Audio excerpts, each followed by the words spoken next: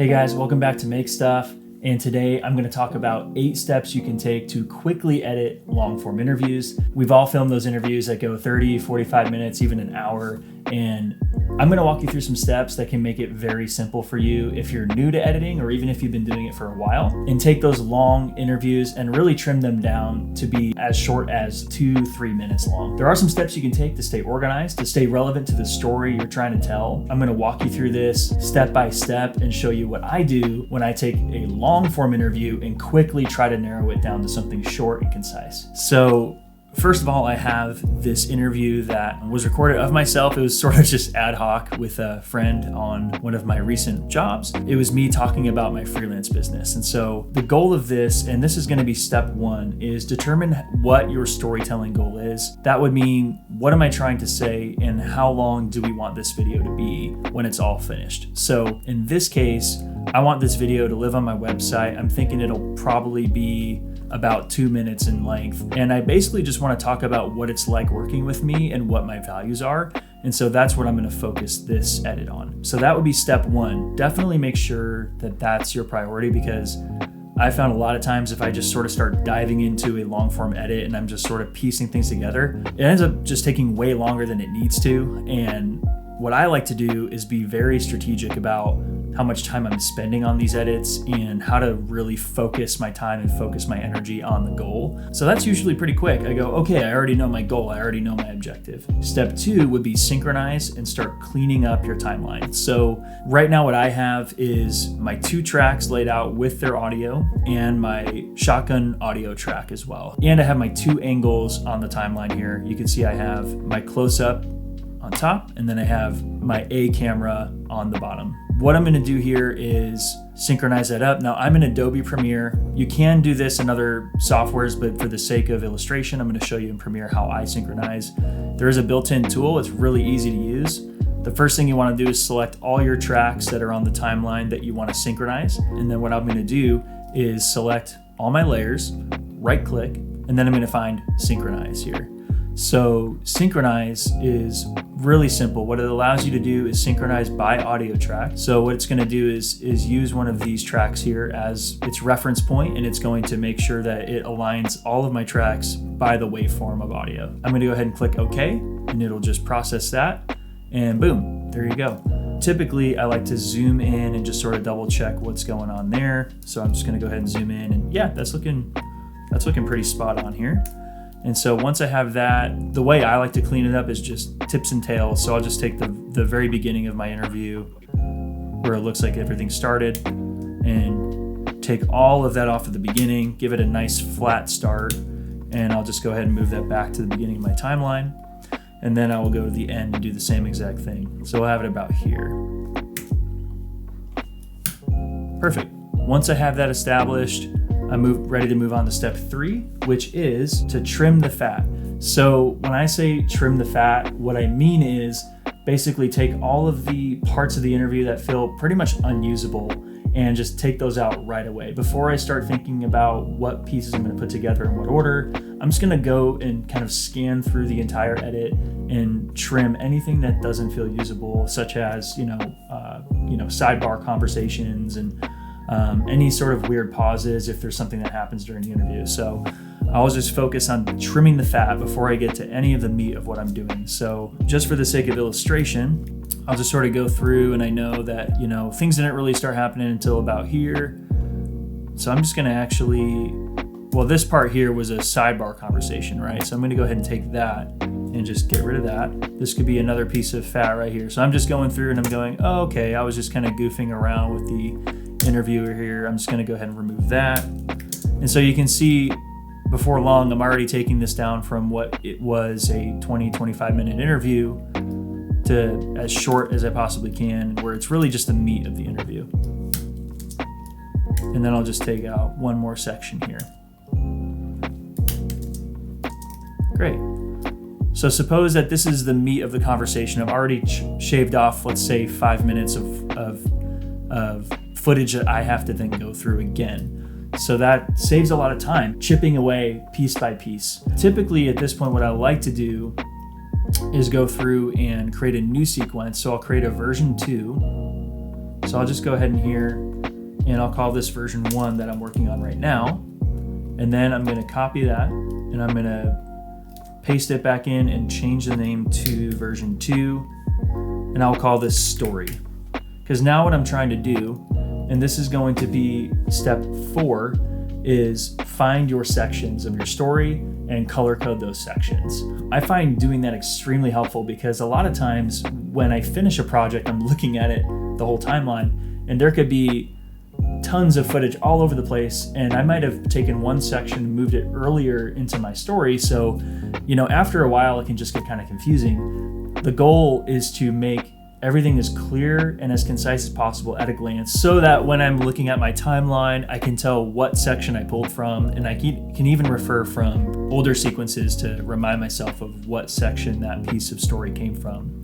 And if I needed to, say, pull an older clip, if I maybe cut something that I want back, I can easily reference where that came from. So I'm just going to show you what that looks like. So say I have, we'll call it 5 sections of the story. Maybe I have an introduction where I'm talking about, like where I'm from, what I like to do, and maybe some warm-up questions or something as well that could maybe fit into the story somehow. I'll usually just color code that. So what I'll do is take the entire chunk of that piece of the story, let's say, and I'll just label it with a different color. So I'll decide, okay, we'll start with pink. We'll go with pink. And then the second section is maybe where I'm talking about some of the, in this case, I'm talking about my video agency, what I like about running my business, and the types of clients I like to work with. So maybe there's like one area of that story that feels like a cohesive message, and I'm going to take that and label that. So I just go through the whole story and just label these sections. This really saves you so much time and energy when you're thinking about what part of the story you're in and how you organize that story.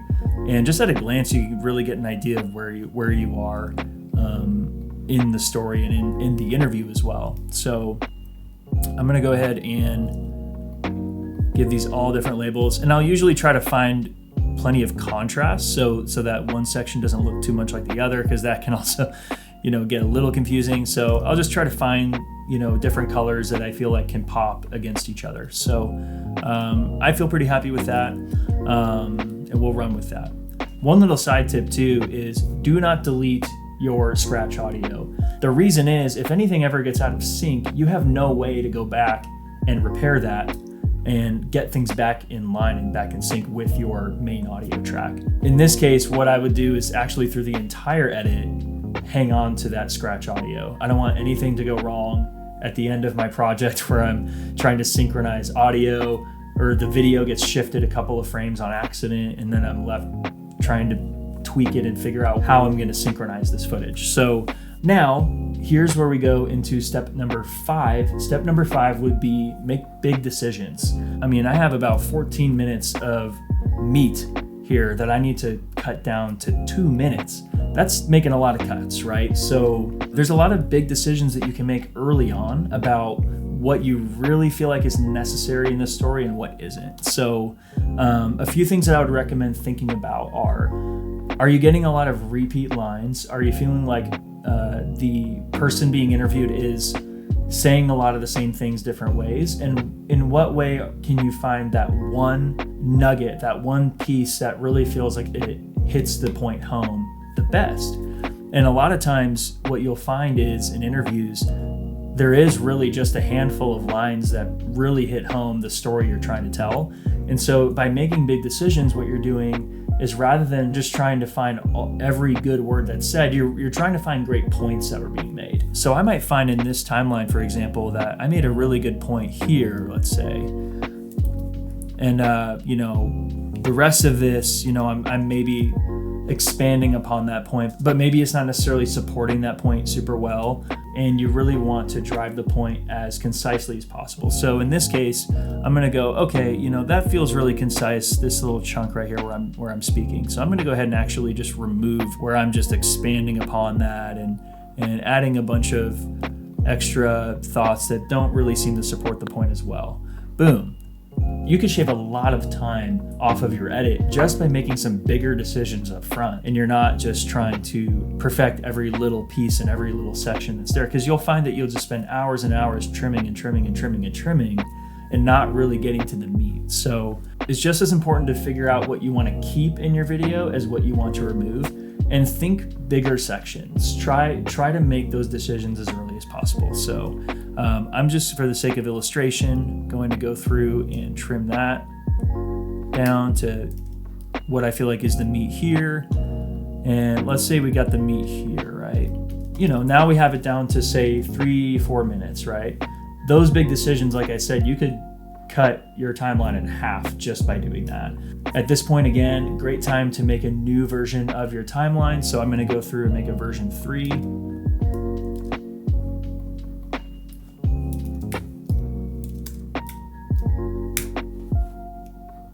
Okay, so we've made some big decisions. We've really trimmed it down, and that's step 6. What we're doing is we are locking the story.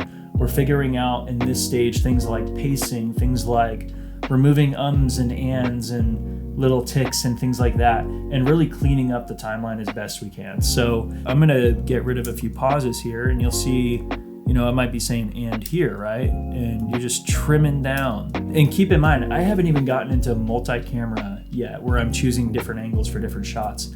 I'm just thinking about what are people hearing, and if you can hear the story and it sounds good, then you can actually work out the visuals after that. A lot of times people are more focused on what's being said than what they're seeing. Of course, what they're seeing is important, and of course you want to tighten that up, but you don't necessarily need to focus so much on how it looks until your story feels good and has good pacing and sounds professional. I'm just going to keep removing and ums and different things like that. Long pauses, we can get rid of some longer pauses. You don't want to get rid of all your long pauses. I think it's important to think about pacing, and where you need room, make sure you can allot for that. Make sure you can find spaces. So,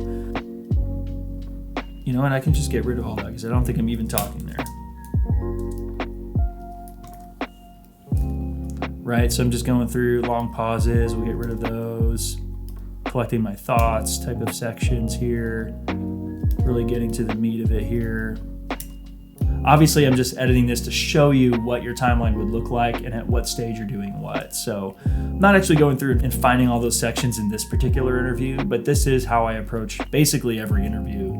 Yeah, I'll just kind of trim a few more sections that seem to be a little dead here.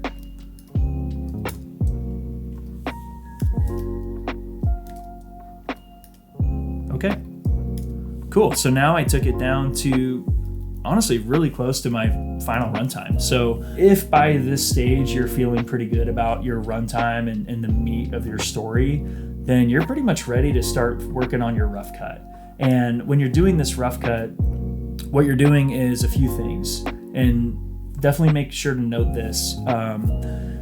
Not every interview is spoken in the best order. So a lot of times you want to look through and go, okay, does this interview feel like it's in the right order? Do I feel like the best ending for this interview is actually somewhere in the middle? Do I feel like the beginning of this interview is also somewhere in the middle?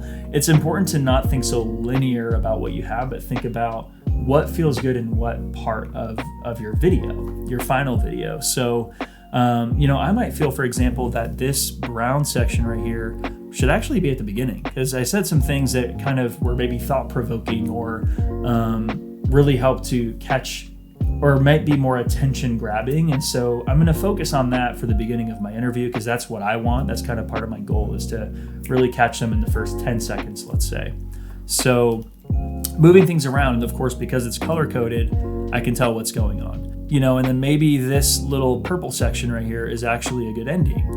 Now, obviously, when we filmed this interview, and it was just kind of for fun, the lighting, it was actually, the sun was going down and we were using natural light in the room, and so the light kept changing. So, I probably wouldn't do that in this case. I would probably make it more linear, but just for the sake of showing you, if this ending feels good, I'm going to make this the ending here. So just moving things around and just kind of shifting around how I want my story to flow and figuring out the order that I want everything to be in. And of course, at this point, you're making some fine adjustments as well. You're going through and, maybe to transition from here to here, I want to really close that gap a little more. So I'll just kind of make little fine adjustments as well while I'm reordering my story and making sure that things do flow together nicely.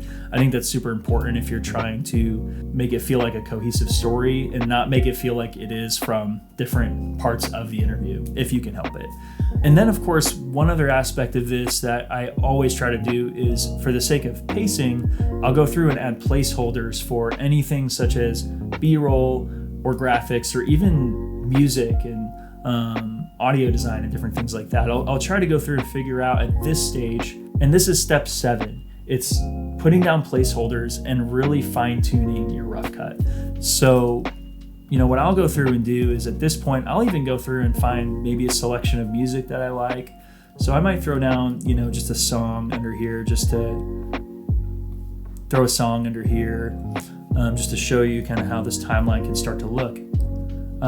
So I'll have some music, and then, I might even go through and give my story a little bit of breathing room at the beginning. So really the goal is just fine-tuning your edit at this point and making sure that you know exactly how long your B-roll is going to need to be and how long your graphics might need to be as well. So a lot of times what I like to do is use adjustment layers to denote where those graphics are going to go. So I might have, for example, here I might want to have a title graphic. So here I can just rename that and just say title.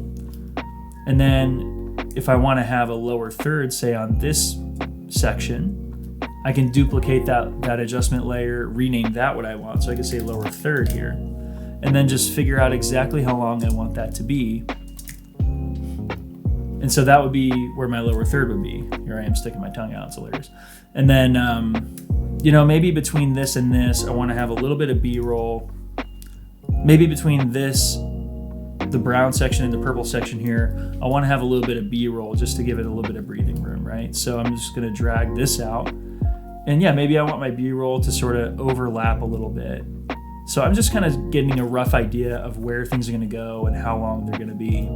I'll say B-roll of behind the scenes footage. So I already know kind of how long that I want that to be, and I can kind of envision that fitting in that place.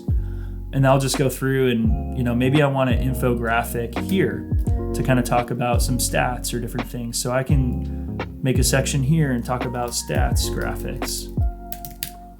And I can design those at a later time, but lock in how long that needs to be. And I'll just go through the rest of this here all the way to the end. And then at this stage here, I could even say, at the end here, I can have an end graphic. Maybe a call to action.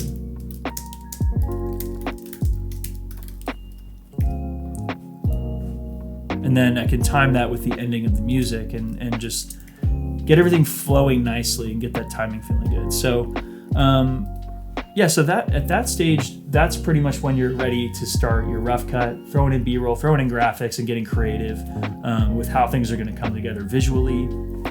And after this, again, I don't even really touch multiple camera angles at this point.